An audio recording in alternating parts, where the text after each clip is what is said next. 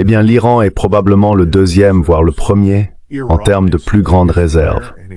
L'Iran est l'acteur principal et l'Iran a refusé de se soumettre.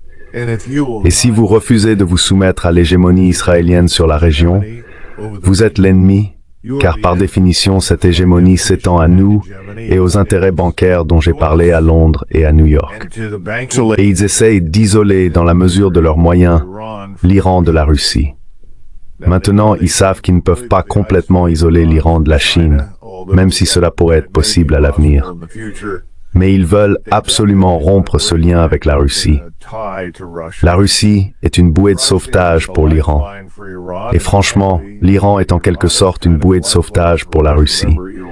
Rappelez-vous, l'Iran est le ventre mou de l'Asie centrale et du Caucase, dont la Russie dépend pour sa stabilité.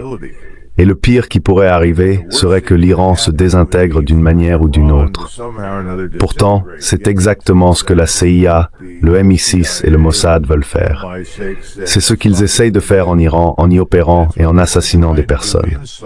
Il faut aussi comprendre que certainement depuis les années 1990, il y a eu de nombreux néoconservateurs en vue comme Richard Perle, Wolfowitz et d'autres qui prônent la prise de contrôle des champs pétrolifères et gaziers du Moyen-Orient. À l'époque, leur raisonnement était le suivant. Si nous contrôlons tout cela, nous tenons la Chine à la gorge. C'était dans les années 1990, lorsque l'on commençait à voir la Chine comme un concurrent potentiel et que l'on se demandait comment la contenir, en partant du principe que la Chine serait une puissance agressive, déterminée à conquérir le monde, ce qui est totalement absurde. Je ne souscris pas du tout à cette idée, mais c'était néanmoins la logique de l'époque. Donc si vous pensez que c'est important et que vous considérez cela comme un moyen de freiner, de contenir ou de restreindre la Chine, alors contrôler le flux de pétrole devient aujourd'hui très important.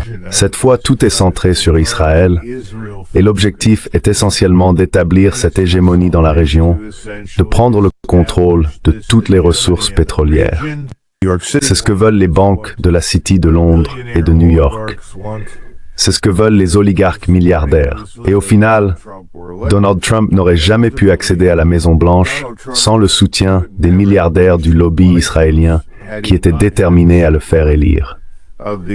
Il est donc maintenant en place et il fait essentiellement ce qu'ils veulent qu'il fasse.